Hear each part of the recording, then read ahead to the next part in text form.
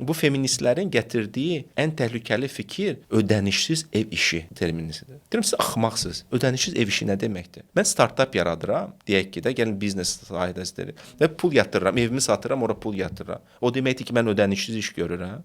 Bu axı gələcək investisiyadır. Ana ki, uşağın başından o gələn iyi qoxulayanda, oksitosin qalxanda onun dəyəri nə qədərdir? O 40 yaşında 3 dənə övladının toyunda iştirak edəndə onun dəyəri nə qədərdir? Sonra çoxlu nəvələri ilə oynayanda onun pulu dəyəri nə qədərdir? Bu da pulsuz işdir, belə çıxır. Niyə görə siz təkcə o 7 ilin əziyyətini pulsuz iş adlandırırsınız? Amma bu 7 il ərzində və ondan sonra 40-50 il ərzində aldığı həzləri siz maliyyələşdirmirsiniz, monetar dəyərə gətirmirsiniz. Çünki əclafsınız, çünki siz manipulatorsınuz. Bütün bu ideologiyanı yürüdənlər. Siz yalnız pis hissəsini göstərirsiniz uşaq doğmağın, ev quruculuğunun. Amma onun nə dərəcədə həm qadın üçün, həm kişi üçün, həm cəmiyyət üçün, həm dövlət üçün, ümumiyyətlə bəşəriyyət üçün nə qədər vacib olan monetar ölçülə bilməyən dəyərlərini göstərmirsiniz axı. Yəni burada da gəlib ilişib qalırsınız.